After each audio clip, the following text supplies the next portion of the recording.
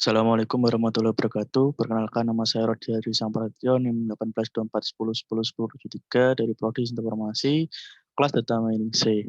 Di sini saya akan melakukan pembahasan terhadap modul 3 yang telah diberikan pada penugasan minggu kemarin. Jadi seperti biasa, yang pertama kita import pandas ASPD terlebih dahulu untuk nanti digunakan untuk membaca file CSV yang kita upload atau yang kita masukkan. Langsung saja kita masuk ke nomor pertama. Di sini kita disuruh untuk memasukkan iris.csv ke dalam data frame. Yang pertama kita membuat variabel terlebih dahulu. Di sini kita membuat variabel file. Lalu di sini kita jelaskan yang mana file itu sama dengan pd.read_csv, yang mana ini adalah perintah untuk membaca menggunakan pandas, membaca file.csv kita yang berada pada D Risang kuliah ini. Nama filenya iris.csv. Lalu di sini kita file.heads dalam buka dan tutup kurung di sini untuk melakukan pencetakan terhadap iris.csv di sini. Dengan perintah .heads ini maka yang tercetak hanya 5 baris, sedangkan jika kita hilangkan ini ya hanya file saja, maka yang tercetak semua baris yang ada pada file.csv yang kita masukkan. Yang total ada 150 baris dan juga 5 kolom seperti itu.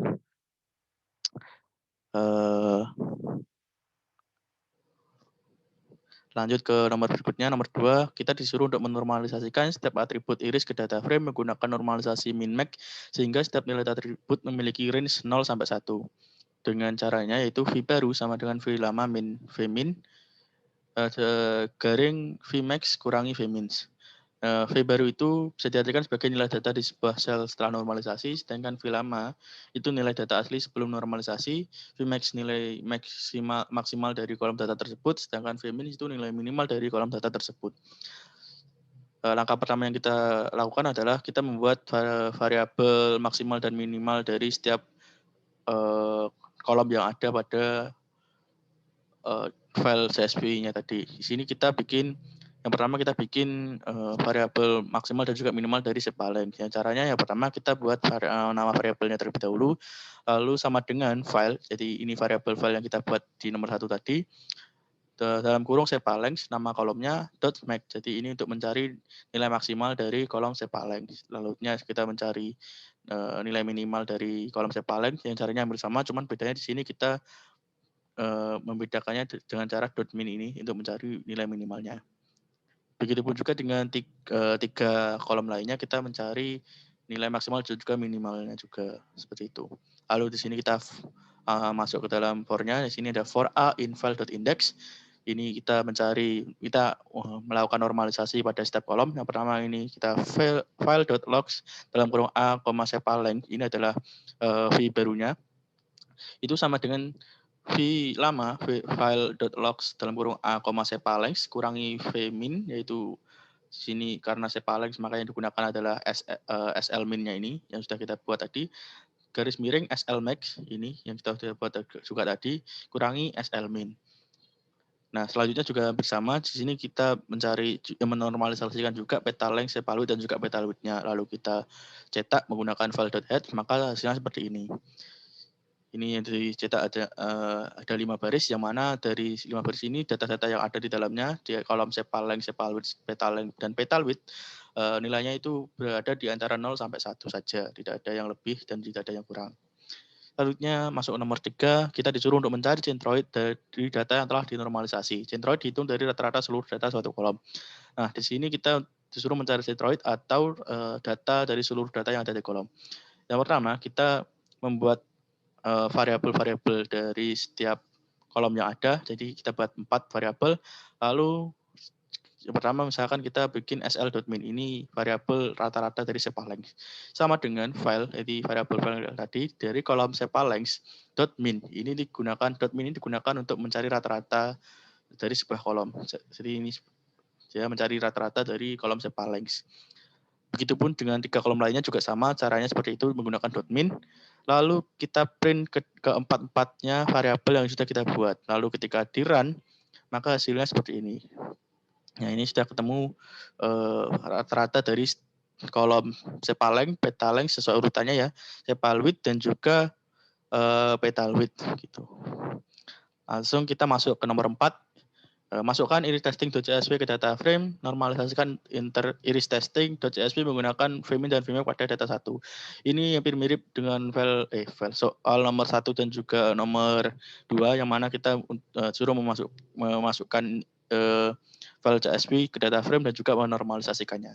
Jadi yang pertama kita masukkan dulu iris testing.csv-nya dengan membuat variabel baru yaitu dengan nama file 2. Setelah itu kita masuk ke for-nya ini untuk melakukan normalisasi kepada 4 kolom yang ada pada iris testing.csv-nya. Jadi di sini ada file 2.logs dalam kurung b, sepalex ini adalah v barunya sama dengan v lamanya yaitu file 2.logs b, sepalex min kurangi sl underscore min-nya itu v-min-nya garis miring SL max kurangi SL min. Jadi v max kurangi v min-nya. Begitupun juga dengan 3 kolom lainnya. Sama ya, dinormalisasikan juga. Lalu kita cetak menggunakan print file 2.toString. Lalu hasilnya seperti ini ketika di-run. Jadi nilai-nilai yang ada pada kolom 4 kolom sepalwidth, petalength, dan juga petalwidth itu sudah kita normalisasikan nilainya di antara 0 sampai 1. Tidak ada yang kurang dan tidak ada yang lebih seperti ini. Oke, selanjutnya kita langsung masuk ke nomor 5, yaitu kita disuruh untuk memprediksi kelas dari kelas data yang ada di iris testing.csv menggunakan kriteria kedekatan distance antara setiap data di iris testing.csv ke centroid masing-masing kelas di iris. Gunakan include dan distance. Yang pertama kita membuat variabel file dan juga file 2 ini yang sama di nomor 1 dan juga nomor 4. Yaitu isinya iris.csv dan juga iris testing.csv. Lalu kita buat variabel baru yang bernama file 3 yang isinya juga memasukkan iris.csv. Lalu kita buat variabel atribut yang isinya sepalength, sepalwidth, petalength, dan juga petalwidth, nama-nama kolom yang ada di iris dan juga iris testing.csv. Lalu kita masuk ke def yang pertama untuk menormalisasikan kelas data yang ada di iris.csv karena ini file ya. Nah, di sini kita def normalisasi atribut, return file atribut, kurangi file atribut.min, garis miring file atribut.max, kurangi file atribut.min. Jadi ini hampir mirip sama cara untuk menormalisasikan yang nomor 2 dan nomor 4, yaitu menggunakan v baru sama dengan seterusnya itu tadi.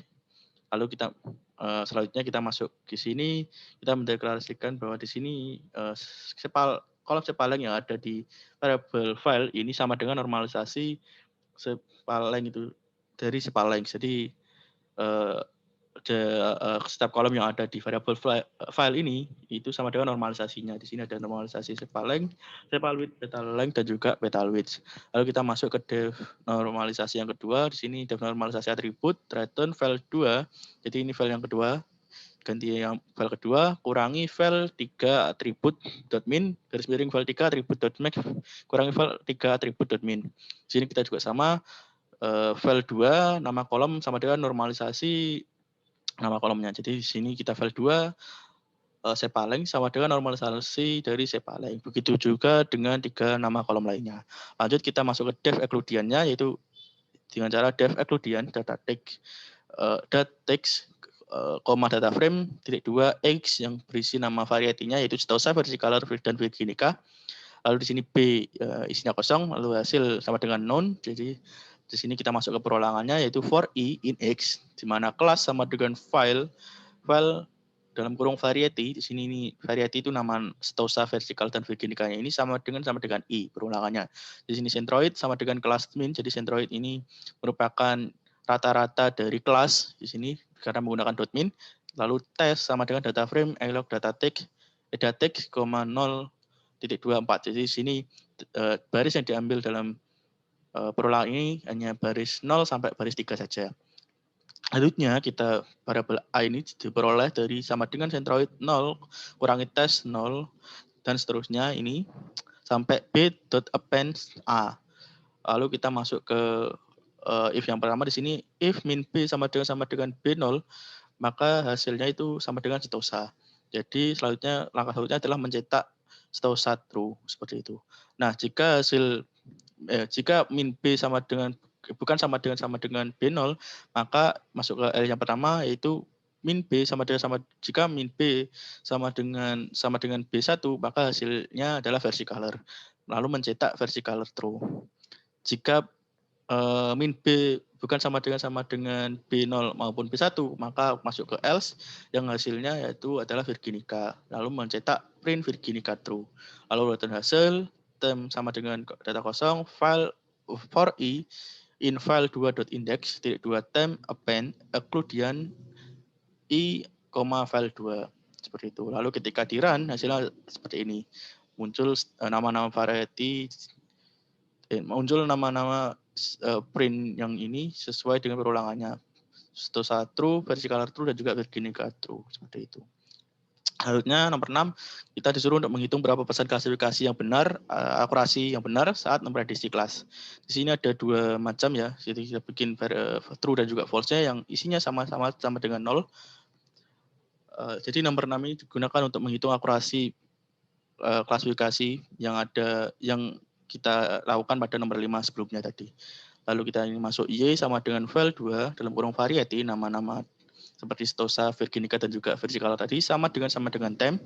Perulangannya for x in file 2.index, 2, jika if y x sama dengan true, maka true plus sama dengan 1. Jika tidak, else false sama dengan false plus 1. Seperti itu. Lalu persen sama dengan, jadi ini variabel persen sama dengan true, garis miring false plus true kali 100. Kenapa kali 100? Karena di sini kita disuruh untuk menghitung dalam satuan persen. Maka dikalikan 100. Lalu di sini kita cetak menggunakan print dalam kurung persen, .2, persen. Jadi ini untuk memanggil variabel persen yang sudah kita deklarasikan atau kita hitung di atasnya. Lalu ketika di run, maka hasilnya seperti ini. Persen, .2, 100. Jadi 100% seperti itu. Nah, cara mengecek ini benar atau salah, cara gampangnya bisa dilihat di nomor 5 sebelumnya. Di sini kita lihat hasil run dari nomor 5 tadi, bisa lihat Stosa true, versi color-nya true semua, Virginica true semua. Jadi bisa dilihat ini 100% hasilnya, akurasi klasifikasi yang benarnya itu sebut saja 100%, seperti itu. Mungkin itu saja yang bisa saya jelaskan pada modul 3 ini. Apabila ada kurang lebihnya saya mohon maaf. Wassalamualaikum warahmatullahi wabarakatuh.